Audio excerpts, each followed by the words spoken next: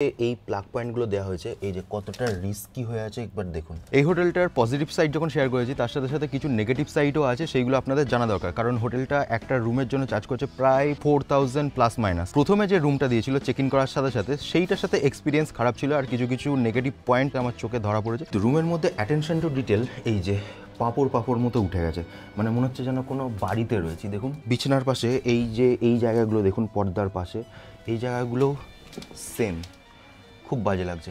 আর এই প্লাগ পয়েন্টগুলো দেওয়া হয়েছে, এই যে কতটা রিস্কি হয়ে আছে একবার দেখুন। বাচ্চা থাকলে অনেক রিস্ক।